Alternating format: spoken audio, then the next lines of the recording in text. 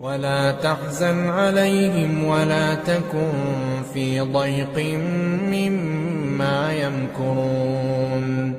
ويقولون متى هذا الوعد إن كنتم صادقين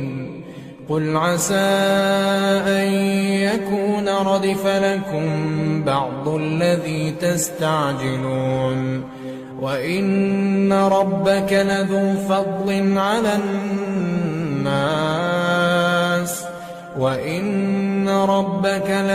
فضل على الناس ولكن أكثرهم لا يشكرون